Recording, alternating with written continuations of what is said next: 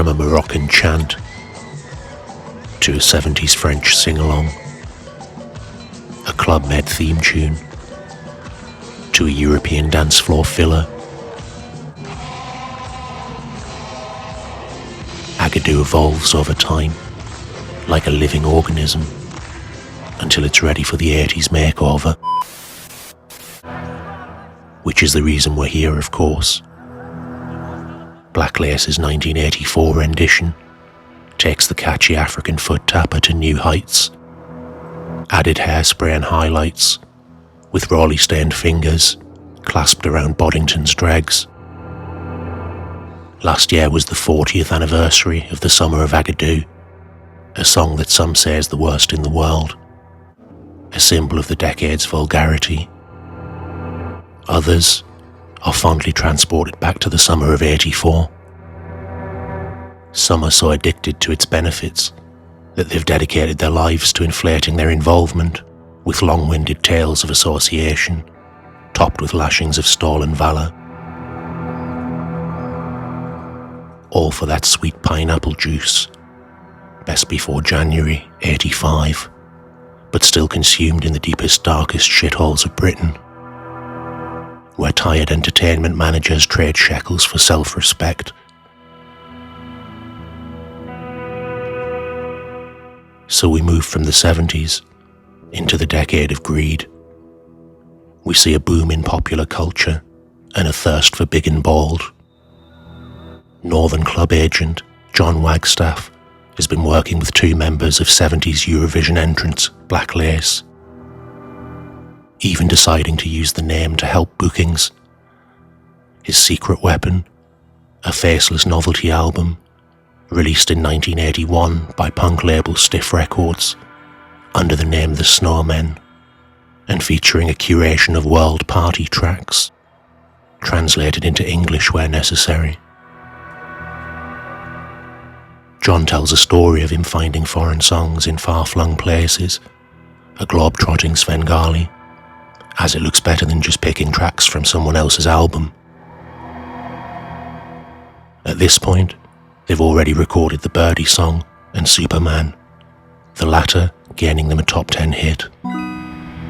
Their last self-penned single, Hey You, was a flop, so upon seeing the crowd response to the Snowmen version of Agadoo at a local nightclub, they return to the album and quickly record their own version. In Heckmanwike, Yorkshire, they record a demo tape before returning to musician and producer Neil Ferguson in Normanton, where Superman was recorded. This time, Alan and Colin are joined by keyboard player Barry Whitfield and a session trumpet player that's managed to retain anonymity. Once it's mixed, the records are pressed and the band's unique marketing strategy implemented. Nightclub and caravan park DJs are given the record and red coats are taught the moves, whilst the guys continually travel around the country, making special appearances in clubhouses and meat markets. There used to be an old 80s saying, if you can't get your leg over at Frontier, shirt lifter. Excuse me, are you going in to see Black Lace? Yes, that's right. The singer is a superman. They're nice, aren't they? I'm a great fan of this. We're out to have a good time. Wearing Black Lace, we're coming to see them. Slags, shampooed muff and Black Lace knickers for the lads, giddy at the thought of Agadoo goo running down their inner thighs. It's just pure simple fun, gut clean fun. What's your favourite song of theirs? Agadoo, do. A primal 80s man, the almost prehistoric forehead and eyes, a lovely bloke, as long as you do what the fuck you're told. He couldn't care less about the music, but his hunter instincts know that two men can't get through all of this fanny. Can you sing a bit more for us, No, Brad? I only know the song with the title of it, like I don't know the rest of it. Hang on, did you see that crowd? A mosh pit of fish in a barrel. They work their magic. Rare multicam footage of them live at their peak. All of the music on a backing track, obviously, allowing the punk rock show pony to flick his mane whilst Alan performs live alone. They might not be the typical sex symbols like Duran Duran or Spandau Ballet, but after a few half-price wines at the frontier, these unlikely blonde bombshells are top-shelf exotic delicacies. A chance to see the world through Colin's eyes. 4 rows deep in council estate cash, dancing Molotov cocktails, with flammable shoulder pads soaked in knockoff perfume and hairspray. Hypnotised by the lads off the telly. That gripping report from a have-a-go heroine. By the end of the summer, the song peaks at number 2, kept off the top spot by Careless Whisper, but a smash hit nevertheless, spending 30 weeks in the charts and selling 1 million copies worldwide. In the following years, despite both Alan and Colin leaving at points, the show's kept on the road with replacements. Although never cool, what was once camp and ridiculous in a fun way is now vintage cringe, a delicacy of its own in the now 90s cool Britannia. Endearingly labelled the worst song in the world, they embrace the unique selling point and business resumes. Peugeot used the song in an advert.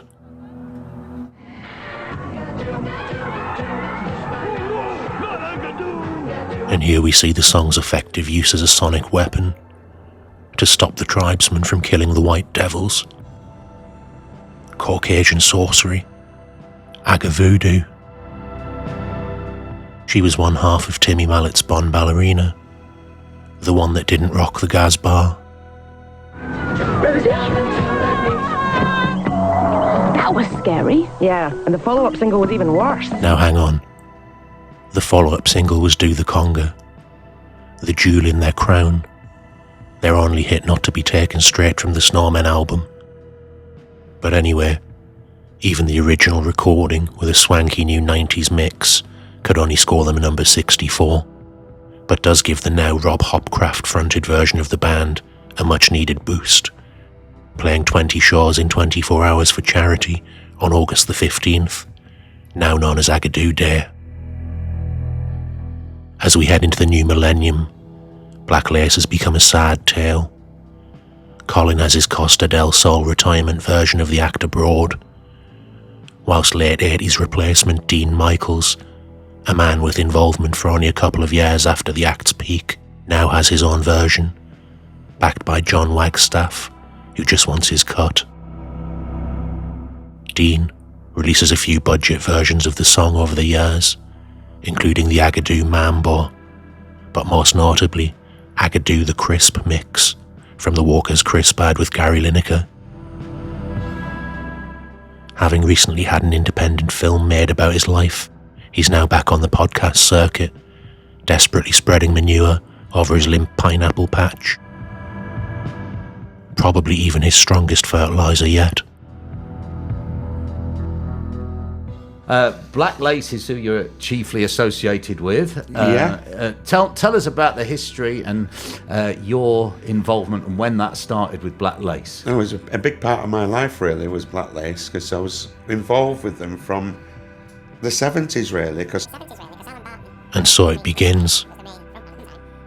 He tries backdating his claim to Black Lace's legacy to the 70s, like a shady benefit application, regurgitating his story of allegedly employing Alan for 6 months, and how this somehow connects him from the very beginning. Oh, and then, let's see, 1979, Jerusalem. I wasn't in the band then, and then it went down to a two-piece then. It was Alan and Colin. Yes. And that's the point most people will know Black Lace from. The interviewer mentions that Alan and Colin are the duo that everyone remembers. Watch how his ego triggers an almost involuntary overspill of verbal diarrhea. Yeah, because I was still involved with them because we were friends, as I say, from being in the bands together. And Alan used to say to me, will you come and help promote the songs, and will you come and do some backing vocals for us on these crowd scenes we want, like the Superman, hey, and all that, He now claims that he was asked to do the gang vocal on Superman But the only people involved in this song were Alan, Colin, and producer Neil. So I did all those. Right. And even Agadoo, I was sang on that. We're doing the backing Oh, on were that you? as well, yeah. It becomes clear at this point that he's either a very simple-minded con man with no social awareness, or needs to seek help, because we know, for a fact, that he had no involvement in either of these recordings.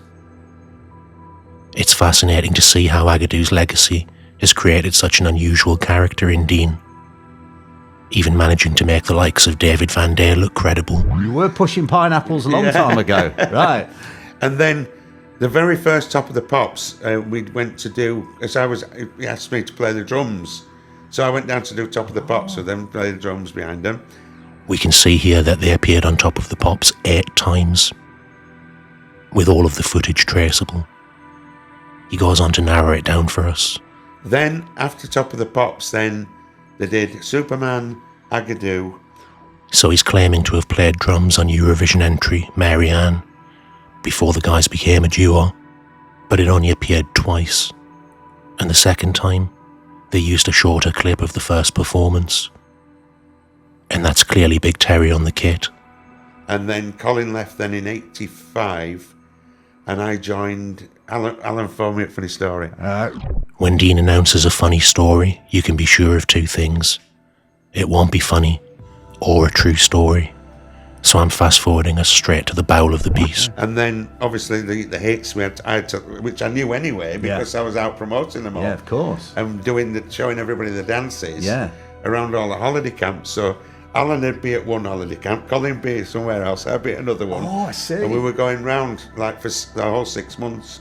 He's claiming to have been a third member throughout their peak now, spending 6 months of his life on a 3-month campaign, constantly travelling round like one of the lads, despite it being documented that he had absolutely zero involvement. Spreading the love. Giving the record out to each place, showing them the dance, and then, all the red coats at Butlins would be doing it, and then it just took the whole summer, and then by the end of the summer, it became a hit record. Wow. And that's how we broke the records in the early days. Fantastic. That's how we broke the records in the early days, he says with pride. But despite him being correct about that part of the strategy, he had absolutely nothing to do with it. And you wrote a song that everybody knows that were involved in writing that. It's in that film. Tell that story. In this section, he claims to have written the song Gang Bang that featured in the film Rita, Sue and Bob 2. The music was taken directly from an early 70s German song, with Alan simply writing new lyrics. It's even suggested that it had been recorded a year earlier by Alan and Colin. But either way, another lie. We wrote the song, Alan and I wrote the idea. And he said we wanted it like something like a conga, but a bit risque, because it was a guy out with his 2 babysitters and they were having a gangbang, this is what he said. So we said, oh, right, okay. And that's the rest is history, really. We're having a gangbang. Yeah, we're having a ball. Everybody's sung that in the past, and you're the man behind writing it. That's right. Wow, And I've met him. Look at his face, soaking up the stolen valour, causey in his cloak of deception, as he accepts credit for another artist's work. Lower than a snake's belly. And that's what's got us at these Comic-Cons, really, because of people from films which I've been in. Skegness Comic-Con looks like a piss-poor affair that'd accept any cheap independent film extra. But he mentions he's been in films. What else has he been in? Yeah. I made another film a few years ago now with Johnny Vegas. There was Johnny Vegas. Oh, wow. Madness was in it. Bruce Jones, Les Battersby was a good friend of ours. Myself. There was the people from the House Martins. The girl from the House Martins. She was in it. But it's never been released yet. Hasn't it? No.